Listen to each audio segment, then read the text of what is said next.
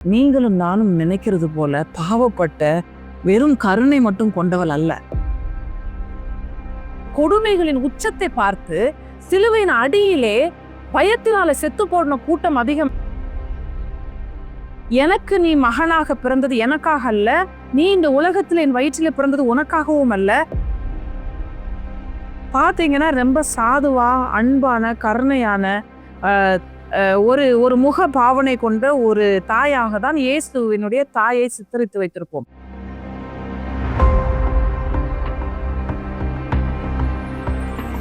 எல்லாம் உனக்காக.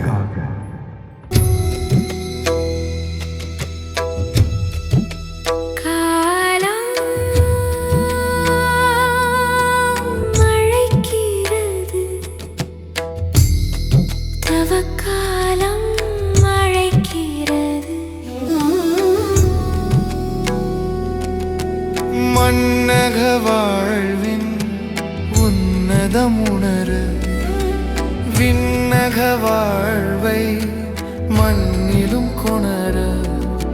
மன்னக வாழ்வின் உன்னதமுணரு, விண்ணக வாழ்வை மண்ணிலும் கொணர. மண்ணாயிருக்கும் நாம் மண்ணுக்கு திரும்பும்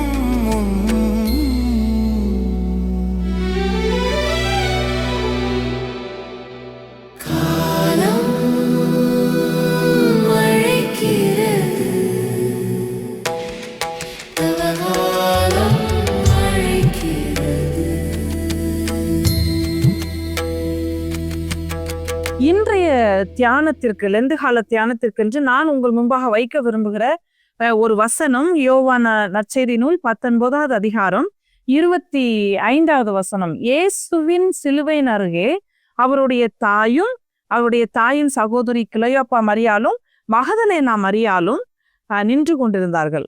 இந்த வார்த்தையை தான் உங்கள் முன்பாக இன்றைய தியானத்துக்காக வைக்க விரும்புகிறேன். ஒரு வலிமையான போராட்ட குணமுள்ள ஒரு நபர் வலிமையான ஒரு சமூகத்தை உருவாக்குவார். கோழையான குணமுடைய ஒரு தாய் கோழையான ஒரு மகனையோ மகளையோ தான் உருவாக்குவார். இது சமூக நியதி, நாம் அனைவரும் அறிந்த ஒன்று. இயேசு இந்த உலகத்தினுடைய இரட்சகராக அறியப்பட்டார், கொண்டாடப்பட்டார். நாமும் கொண்டாடி கொண்டே இருக்கிறோம் அனுதினமும். ஆனால் இந்த இயேசுவை இவ்வளவு வலிமையானவராக, இவ்வளவு பலம் உள்ளவராக, சிந்தனை தெளிவுள்ளவராக, இந்த சமூக விடுதலைக்காக ஓங்கி உரைக்கிற குரலை கொடுக்கிற ஒரு மகனாக இயேசுவை இந்த உலகத்துக்கு கொடுத்தது மரியாள். நம்ம வீடுகள்ல நிறைய போட்டோ ஃப்ரேம்ஸ் வச்சிருப்போம். இயேசுவின் தாயாகிய மரியாளுடைய இந்த வரைபடம் வீடுகளிலும் இருக்கும், திருச்சபைகளிலும் இருக்கும். பாத்தீங்கன்னா ரொம்ப சாதுவா அன்பான கருணையான ஒரு முக பாவனை கொண்ட ஒரு தாயாக தான் இயேசுவினுடைய தாயை சித்தரித்து வைத்திருப்போம். ஆனால் திருமறையில் நாம் பார்க்கிற மரியாள், திருமறை வரலாற்றிலே, ஆதி திருச்சபை வரலாற்றிலே பார்க்கிற மரியாளுக்கும் திருச்சபை நமக்கு சித்தரித்து கொடுத்திருக்கிற மரியாளுக்கும் மிகப்பெரிய வித்தியாசம் இருக்கிறது. நீங்களும் நானும் குழந்தை பெற்றால் அந்த குழந்தையை எடுத்து நாம் பாடுகிற தாலாட்டிலே, எனக்கு எதையெல்லாம் என் வாழ்வில் கிடைக்கவில்லையோ, என் குழந்தை எதையெல்லாம் இந்த உலகத்திலே என் அருகில் இருப்பவர்கள் அனுபவிக்காத எல்லாவற்றையும் அனுபவிக்க வேண்டும் நான் ஆசைப்படுகிறேனோ அதையெல்லாம் ஏற்றி பாடுகிற ஒரு பாட்டாக தான் தாலாட்டு என்று இருக்கிறது. ஆராரிரோ ஆரிராரிரோ என்று பாடுவோமானால், மரியாள் தான் பெற்றெடுத்த தன் குழந்தை இயேசுவை கையில் வைத்து கொண்டு ஒரு தாலாட்டு பாடினால் அதுதான் நாம் லூக்காவில் வாசிக்கிற மரியாளினுடைய பாடல், மரியாளின் கீதம் என்று சொல்லுகிற மேரிஸ் மேக்னிஃபிகட். அந்த தாலாட்டு சொல்லுகிறது, எனக்கு நீ மகனாக பிறந்தது எனக்காக அல்ல, நீ இந்த உலகத்துல என் வயிற்றில பிறந்தது உனக்காகவும் அல்ல.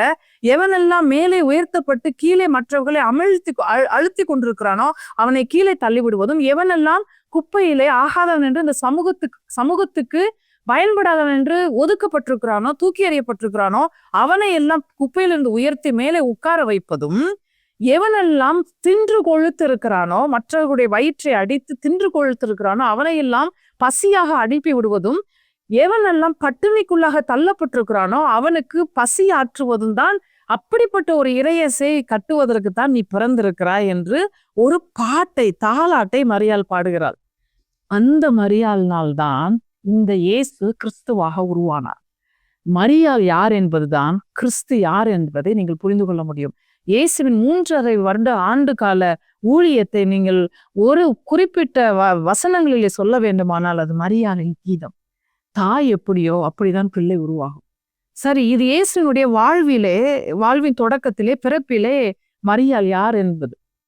இந்த திருமறையில் இருக்கிற 4 சுவிசேஷங்களிலே இயேசுவினுடைய வாழ்வின் தொடக்கத்திலும் இயேசுவின் முடிவிலும் மரியாளுக்கு மிக முக்கியமான பங்கு கொடுக்கப்பட்டிருக்கிறது. இயேசுவினுடைய மரணம் அரசியல் கொலையாக நடந்து கொண்டிருக்கிறது. அங்கு மரியாள் என்ன செய்து கொண்டிருந்தாள் என்பதைத்தான் நான் இன்று உங்களுக்கு வாசித்து காட்டினேன். யோவான் 19 அதிகாரம் 25வது வசனத்தை வாசித்து காட்டினேன். சிலுவை மரணம் என்பது, சிலுவையில் இயேசு ஒரே அடியாக கொலை செய்யப்படவில்லை.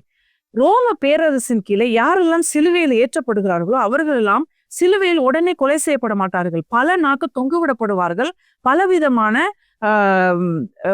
பெர்சிக்யூஷன் அங்க நடக்கும். பலவிதமான வேதனைகளுக்கு அவர்கள் உட்படுத்தப்படுவார்கள். அந்த வேதனைகள் அவர்கள் உட்படுத்தப்படுகிற வேதனையினுடைய வீரியத்தை பார்த்து பார்த்து சிலுவையில் கீழே நிற்கிற கடந்து செல்கிற மக்கள் இவர்கள் எதற்காக மேலே தொங்கவிடப்பட்டார்களோ அதை செய்யக்கூடாது என்று முடிவெடுத்துக் கொள்வார்கள். அந்த பயத்தை ஏற்படுத்துவதற்காக ரோம பேரரசு யாரையும் சிலுவையில் உடனே கொன்று விடாது. ஆனால் இயேசுவை சிலுவையில் விட்ட உடனே இயேசுவின் சிலுவையின் கீழே ஒரு கூட்ட பெண்கள் இருக்கிறார்கள். அவர்கள் மரியாளின் தலைமையிலே அங்கு போய் நிற்கிறார்கள். ரோம வரலாறு சொல்லுகிறது, சிலுவையில தொங்குவிடப்பட்டவன் சாவதை விட சிலுவையில் தொங்குவிடப்பட்டவனுக்கு கொடுக்கப்படுகிற கொடுமைகளின் உச்சத்தை பார்த்து சிலுவையின் அடியிலே பயத்தினால செத்து போன கூட்டம் அதிகம் என்று வரலாறு சொல்லுகிறது. எந்த சிலுவை இந்த சமூகத்திலே நீதி நிலைக்கக்கூடாது, கடவுளுடைய அரசு நிலைக்கக்கூடாது, வரக்கூடாது, ஏழைகளுக்கான நீதி கிடைக்கக்கூடாது என்று எந்த சிலுவை நிறுத்தப்பட்டதோ, எந்த உயர்ந்த மரம் மலையின் மேல் நிறுத்தப்பட்டதோ, அந்த உயர்ந்த மலையின் மேல் நிறுத்தப்பட்ட மரத்தின் கீழே பல ஆண்டுகளாக மக்கள் செத்து மடிந்தார்கள் பயத்தினாலே.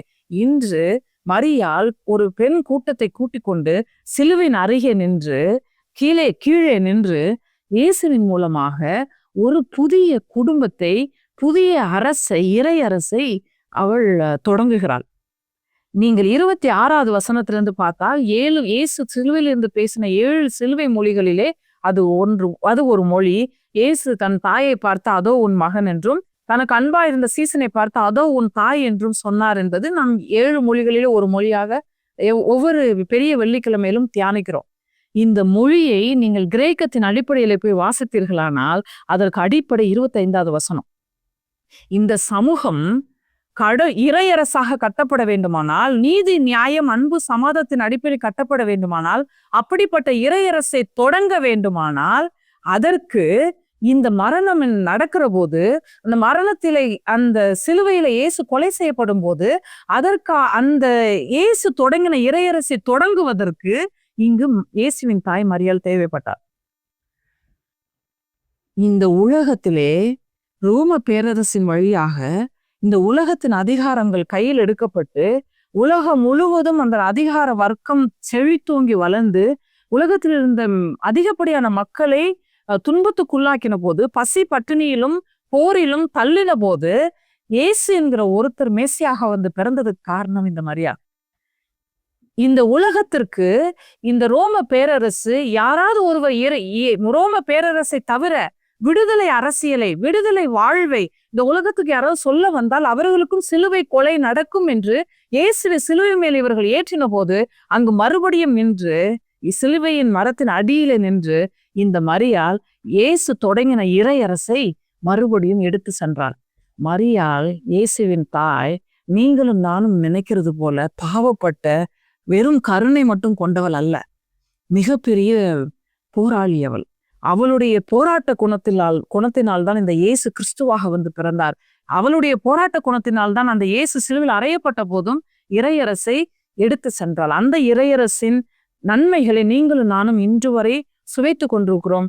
அந்த மரியாளை போல நாமும் இந்த சமூகத்துக்கு எதிரான நீதிக்கான, அன்புக்கான போராட்ட குணங்களை பெற்றவர்களாக மாத்திரமல்ல, நம் வீட்டு பிள்ளைகளையும் அந்த போராட்ட குணங்களுக்குள்ளாக எடுத்து செல்லுகிற ஒரு ஆன்மீகத்தை வளர்த்தெடுப்போம்.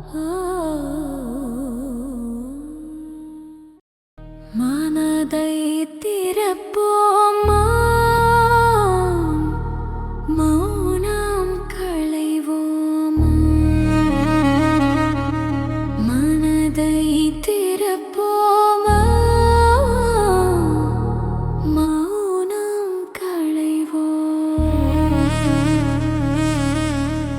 சிந்தனை சொல் செயல் நித்தமும் சோதித்து அவர் நிந்தனை பாடுகள் உள்ளத்தில் தியானித்து இறையோடும் பிறரோடும் ஒப்புரவாகிட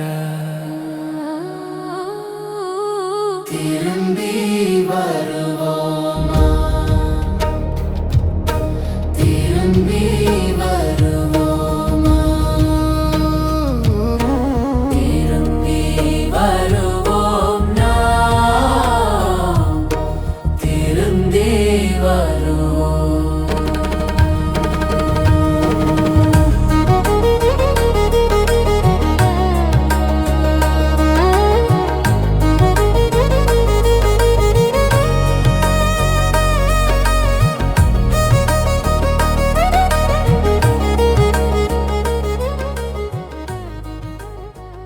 எல்லாம் உனக்காக